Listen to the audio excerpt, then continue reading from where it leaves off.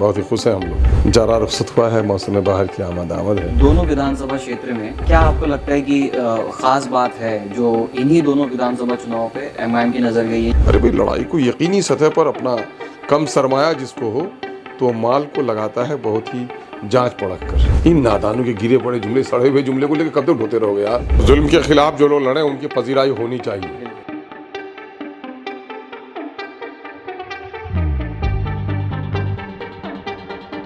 आदाब, मैं जर्नलिस्ट मजहर, आप देख रहे हैं मुस्लिम सियासत। इस समय मैं ओखला विधानसभा क्षेत्र में मौजूद हूँ और मेरे साथ जुड़े हैं जनाब अख्तरुल ईमान साहब, जो एमआईएम के बिहार के सदर भी हैं और साथ ही में अमौर विधानसभा क्षेत्र के विधायक भी। तो सर, सबसे पहले तो बहुत बहुत स्वागत है आपका। और बहुत शायद इलेक्शन की वजह से तनाव का माहौल बन गया होगा। नहीं, तनाव का नहीं, बहुत ही खुश हैं हम लोग। तनाव नहीं है, खुश हूँ। अच्छा, जो रिस्पांस मिल रहा है, हाँ, अल्लाह का शुक्र है। चलिए सर, बहुत अच्छा है। हम लोग भी कैजुअली बात कर लेते हैं, एकदम ज़्यादा सीरियस मोड में नहीं ले जाएंगे। हाँ बिल्कुल, तनाव में मत रहिए। सर, दिल्ली की हवा कैसी लग रही है अभी? सांस लेने में दिक्कत? बिल्कुल, जरा रुखसत हुआ है, मौसम बाहर की आमद है और हम दोनों सीटों पर जीतने की बड़ी तवक्को रखते हैं ऊपर वाले की ज़ात से। ये 2 सीटों में आप गए हैं कैंपेनिंग के लिए ना? हाँ। तो यहाँ दोनों विधानसभा क्षेत्र में क्या आपको लगता है कि खास बात है जो इन्हीं दोनों विधानसभा चुनाव पे एमआईएम की नजर गई है या 2 ही नुमाइंदे? नहीं, एमआईएम की नज़र गई। एमआईएम की नज़र तो पूरे देश में है, वो तो है बिल्कुल, जाहिर है कि, लेकिन इलेक्शन लड़ने में पार्टी दूसरे इलाके में भी मसरूफ़ थी। अभी वहाँ महाराष्ट्र से फारिग हुई है। हमारा जो तंजीमी ढांचा था या फिर यहाँ का लोकल जो सर्वे रिपोर्ट थी और फिर जो दिल्ली में चूँकि पहले से बहुत ज़्यादा काम किया हुआ नहीं है, तो 2 सीटों पे लड़ाई लड़े हम लोग। इसमें क्या मुनासिब समझा हम लोगों ने। अरे भाई, लड़ाई को यकीनी सतह पर अपना कम सरमाया जिसको हो तो माल को लगाता है बहुत ही जांच परख कर। तो हम लोग छोटी पार्टी हैं, हम तो पूरे बिहार, पूरे दिल्ली में सल्तनत बनाने का दावा पेश नहीं कर सकते। हम लड़ेंगे तो न जाने ये पागल और दीवाने फिर क्या क्या कहेंगे, है ना। हमारा हाल तो वो है, बूढ़ा और घोड़ा और बच्चा, वही वाला मामला है। तन्हा बूढ़ा बैठे घोड़े पे तब भी लोग नादान कहें, बच्चे को बैठाए तब भी नादान कहें, दोनों बैठे तब भी नादान कहें। ऐसे हाल में सिवाय घोड़े के लगाम को पकड़े हुए कोई दूसरा चारा नहीं है। इसलिए हम पर तो इल्ज़ामात लगते रहते हैं। 2 सीटों पे मुनासिब हालात थे, मुनासिब कैंडिडेट थे, अवामी रुझान था, पार्टी ने फैसला लिया है और उसका बेहतरीन मुजाहरा अभी अवामी सतह पर हुआ है। बहुत अच्छा है। इन 2 सीटों पे लड़ रही है मैं जी, तब भी जो मुखालिफिन पार्टियां हैं, विपक्ष राजनीतिक दल हैं, उनकी तरफ से वो जो बी टीम का सेगा है वो जाता है। हाँ, इन नादानों के गिरे पड़े जुमले, सड़े हुए जुमले को लेकर कब तक ढोते रहोगे यार। बोलने तो इन गोष्ठियों को, है ना। इनका दिवालियापन है ये, इनका जहनी दिवालियापन है ये, है ना। एनआरसी का मसला हो, हाफिज जुनैद की गर्दन काटी जाए, अखलाक की गर्दन जदनी हो, एनआरसी का मसला हो, सीए का मसला हो, तलाक बिल का मामला हो, बाबरी मस्जिद के फैसले हों, मुसलमानों का घर जले, कानून के ख़िलाफ़ कानून बने, औकाफ वक्फ बिल के सिलसिले में मोदी की शरारतें हों, सब में सीना चौड़ा करके अगर बोले तो वैसे ही बोले। अब मैंने जो मुखालफत करे मोदी की, वो मोदी का हामी हो गया, और जो मोदी की हिमायत करे वो मोदी का मुखालिफ हो गया। वाह, क्या बात है भाई। मैंने लश्कर भी तुम्हारा है, सरदार तुम्हारा है ना। झूठ को सच लिख दो, अखबार तुम्हारा है, ये वाला मामला है। बहुत अच्छा सर। ये 2 विधानसभा क्षेत्र हैं, दोनों ही कैंडिडेट सलाखों के पीछे हैं और दोनों ही ऐसे मुद्दों में सलाखों के पीछे गए हैं जो बहुत ही संजीदा मुद्दे हैं। एक सीए एनआरसी का था जिसमें पूरे मुल्क भर में जो शाहीन बाग यहाँ पे खड़ा हुआ, जो बहुत बड़ी मिसाल है, और दूसरा मुद्दा था दिल्ली के दंगे, और वो भी जो वार किया गया सीना मुस्लिम पे, वो सब लोग आज भी उसकी गवाही देते हैं और ताहिर हुसैन उसी का एक नमूना है और उसी के लिए वो मुल्जिम करार दे दिए गए और उसी की वजह से सलाखों के पीछे गए। बाकी जो नौजवान हैं सर, आपको लगता है कि ये जो मोटो लेकर अभी मजलिस चल रही है कि जेल का जवाब वोट से, बाकी नौजवानों का रुझान इस तरफ आएगा? क्योंकि जमहूरी निज़ाम में एक आम शहरी के लिए आप क्या स्कोप देते हैं इन हालात के चलते हैं? देखो, जुल्म के खिलाफ जो लोग लड़े उनकी पजीराई होनी चाहिए। और दूसरे लोग भी जेल गए हैं नेता, कोई घपले में गए हैं, कोई अपने ज़मीन के कब्ज़े में गए हैं, गुंडागर्दी में गए हैं। लेकिन हमारे दोनों लीडरों का मसला है वो अवामी मसला है इस मुल्क की गंगा जमनी तहजीब, इस मुल्क के अमन व सुकून को कायम रखना, इस मुल्क के दस्तूर और आइन के तहफ़्फ़ुज़ के लिए लड़ाई लड़ी है और आवाम के मफाद के लिए लड़ाई लड़ी है। बैरिस्टर असदुद्दीन अवैसी साहब ने इस काले कानून के पड़खचे उड़ाए पार्लियामेंट के अंदर में, और शाहीन बाग की क़यादत की भाई शफ़ाउर रहमान ने, और उससे पूरे देश को हौसला मिला कि मोदी के इस काले कानून के ख़िलाफ़ मुजाहरा किया जाए। इसको तो तमगा मिलना चाहिए। मैं तो कहता हूँ कि सबकी ज़मानत ज़ब्त होनी चाहिए शफ़ाउर रहमान के मुकाबले में, इसलिए कि शफ़ाउर रहमान ने अवामी लड़ाई लड़ी है, आइन के तहफ़्फ़ुज़ की लड़ाई लड़ी है, मुसलमानों के गर्दन पे जो शमशीर बरहना CAA की लटकती है उसके खिलाफ लड़ाई लड़ी है। तो ऐसे लोगों को इनाम मिलना चाहिए। मैं तो आपके हवाले से कहूँगा ओखला के लोगों से कि शफ़ाउर रहमान की मदद करो ताकि हमारी नस्लों में शफ़ाउर रहमान जन्म ले। अगर इस शफ़ाउर रहमान को अदालत से चाहते हो कि छुटकारा मिले तो अदालत का हाकिम अभी देर से फैसला सुना रहा है, आपको तो फौरी तौर पर फैसला करना है। पूरी दुनिया देख रही है, अदालत के फैसले को बाद को देखेगी, ओखला की अवामी अदालत के फैसले को पहले देखेगी। ओखला की अवाम अगर शाहीन बाग में कल बैठी हुई थी इस काले कानून के खिलाफ, तो ओखला की आवाम को आज फैसला सुनाना चाहिए शफ़ाउर रहमान के हक में।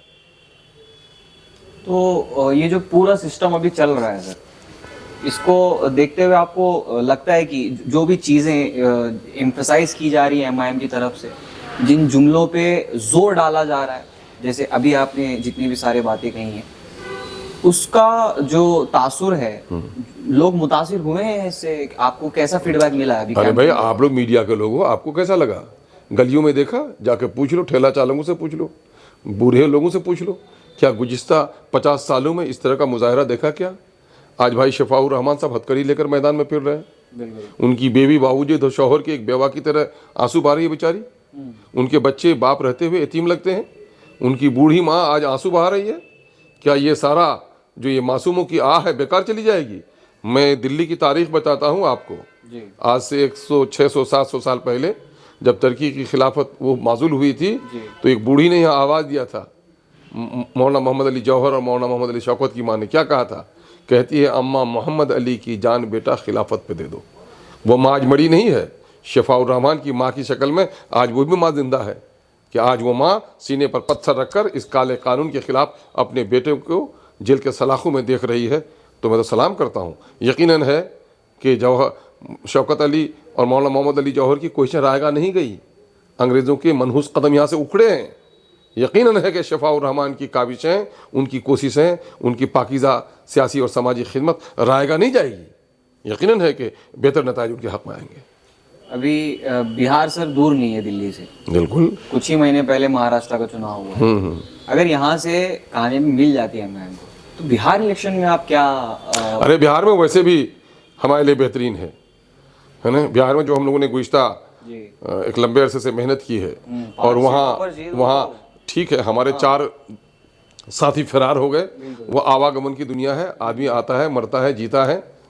कौन किस तरह जीता है? कोई मरने के बाद भी जिंदा नेक नामों से रहता है, और कोई मरने के बाद भी गालियाँ सुनता है। तो मेरे हाल वो जो जाने वाले थे गए, उनके जाने का गम नहीं है। लेकिन आज बिहार में MIM ने अपनी मकबूलियत में इजाफा किया है, अवामी रुझान इनके तय जुड़ा है, और मैं समझता हूँ कि आने वाले दिनों में MIM बेहतरीन रिजल्ट देगी। मतलब ऐसा होता होगा ना कि माजी की गलतियों से सीखा जाए। यकीनन मैं कह रहा हूँ हमारी मरकजी क़यादत ने सबक ली है जी। और उस वक्त जिस तरह से औने पौने हम लोगों ने सिर्फ ये देखा था कि जीतने वाले कैंडिडेट हैं, है ना, और अंदर में उसका क्या था? वैसे तो अंदर के ज़मीर का पता तो ऊपर वाले को होगा। इंसान उनके इससे जल्दबाजी में हम लोगों ने कुछ ऐसे नाअहलों को टिकट दे दिया था जो MIM के नज़रियात से जिनका कोई ताल्लुक़ नहीं था। ये सौदागर ना ज़हनीत के लोग थे। ज़मीर से मैंने ज़मीर था ही नहीं, बेचता भी क्या बेचारा ज़मीर को, ज़मीर था ही नहीं, बेज़मीर लोगों को हम लोगों ने टिकट दे दिया था। लगता है ऑफर आपको भी आया होगा सर? यकीनन ऑफर क्या, देखो सवाल ये पैदा होता है। मैं कहता हूँ किसी शरीफ घराने के लिए ये शर्म की बात नहीं है कि कोई रजील उसकी बेटी के लिए पैगाम का रिश्ता हो जाए, उनका पैगाम भी लेके आ जाए, तो ये भी उसके लिए शर्म की बात है। अख्तुल ईमान के ताल्लुक़ से ये आपको मालूम होना चाहिए कि किसी में ये हिम्मत नहीं कि अख्तुल ईमान के पाँव को डगमगाने के लिए वो कह भी पाएगा। हिम्मत भी किसी के अंदर में जुर्रत भी नहीं हो सकी। जाहिर सी बात है, आप राज्य के सदर भी रहे हैं, तो फिर जो थैला लेके आए होंगे वो तो बढ़ा रहा होगा बहुत। जाहिर है उनके थैला लाने की हिम्मत भी नहीं। वजारत वगैरह के बारे में दूर से कहलवाई मैंने वज़ीर आला ने ख़ुद भी कहा, लेकिन मैं अल्लाह का शुक्र अदा करता हूँ, फ़कीरी में अमीरी की शान पैदा कर, अल्लाह का शुक्र है पाँव नहीं डगमगा है। इन दोनों जो दिल्ली के कैंडिडेट्स हैं इनको कब से जानते हैं आप? किनको? इनको ताहिर हुसैन साहब और शिफाउर रहमान साहब। ताहिर हुसैन साहब को तो हल्के फुल्के अंदाज में पिछले दिनों से, हादसे से पहले से भी जान रहा था, एक सोशल वर्कर की हैसियत से। भाई शिफाउर रहमान को हम लोग जान रहे हैं इस तहरीक के ताल्लुक से, अच्छा, इस तहरीक के ताल्लुक से, सीए एनआरसी की सियासत वालों से। और जब यहाँ आया और मज़ीद मालूमात हासिल की तो अल्हम्दुलिल्लाह काफ़ी काबिल कद्र लोगों ने उसकी तारीफ़ की, उनके अखलाक की, उनके समाजी खिदमत की, तालिब इल्मी के ज़माने से ही गरीब और नादार तालिब इल्मों को मदद करने की उनका जो तरीक़ाकार रहा है, यकीनन है कि वो कई उम्मीदवारों से उन्हें, बल्कि तमाम तर उम्मीदवारों से उन्हें मुमताज़ करता है। अगर मान लीजिए सर कि जो अभी ओखला विधानसभा सीट में इतना जो चर्चा हो रहा है शिफाउर रहमान के लिए, और मोस्टली मैं तो कहूँगा पूरे राज्य में 2 ही सीटें इस वक्त चर्चा का विषय बनी हुई है, ये दोनों ही सीटें, और दोनों में खास बात ये है कि एमआईएम चुनाव लड़ रही है। मान लीजिए कि अगर ये जो पूरा मोटो, ये जो पूरा इरादा लेके मजलिस चली है, और पीछे भी नजर आ रहा है कि बहुत सारे लोग गामजन है, नहीं रहा, अगर चुनाव हार जाते हैं सर, तो आपको क्या लगता है कि वो जो मोटो है, जो बात कही जा रही है खुद की क़यादत तैयार करने की, उसका सफर आप फिर कहाँ देखते हैं? देखो, इरादे नेक होने चाहिए, ये बात तो बिल्कुल सही है। अगर नेक इरादे हैं और अगर आप ज़रूरत इसकी समझते हैं जी, तो कट गए तो शहीद और जीत गए तो गाजी, गाजी। दोनों हाथ में लड्डू यार, है ना, है ना। हारना चाहिए इलेक्शन, हौसला नहीं हारना चाहिए। और मुझे उम्मीद है कि एमआईएम के लोग इलेक्शन हारते हैं लेकिन हौसला नहीं हारते। भाई इम्तियाज़ जलील को अभी देख रहे हैं आप, जीता हुआ एमपी भी इतना बोल्ड है क्या? तो हमारे लोग हारते हैं इलेक्शन लेकिन हौसला नहीं हारते अल्हम्दुलिल्लाह। चलिए सर, बहुत अच्छा। ये आप अख्तर अली खान साहब को सुन रहे थे। और सर एक कॉम्प्लीमेंट मैं भी आपको देना चाहूँगा, जितने ऑडिटर से मैंने बात की है ना, you are one of the best among them. तो बहुत बहुत अच्छी बात है। शुक्रिया। आप अपने विचार भी नीचे कमेंट सेक्शन में बहुत बताएं। मैंने गुलबर्गा के लोगों को बेहतर समझता हूँ, शायद यही दिल में बात बैठी होगी। यही है सर, गिव एंड टेक वाला मामला है। मन थोड़ा हाजी बोगो, तू मोरा हाजी बोगो। बिल्कुल, चलिए फिर अगले एपिसोड में फिर मुलाकात होगी। बहुत बहुत शुक्रिया अख्तर अली खान। अरे नन्ना पत्रकार, बड़ी खुशी हुई। कम उम्री में बड़े सलीकेमंदी से बात करते हो। क्या पढ़ाई करी आपने? मैंने सहाफत की है सर। अच्छा, पढ़ाई अच्छा। की वहीं हैदराबाद में मौलाना आज़ाद यूनिवर्सिटी। अच्छा अच्छा, चलो अल्लाह करे, अल्लाह करे। देखो, सहाफत का एक बड़ा नमूना है, न तरफदार बनो न गैर जानिबदार बनो। बिल्कुल चाहते हो अगर इज्जत तो हक़ के अलमबरदार बनो।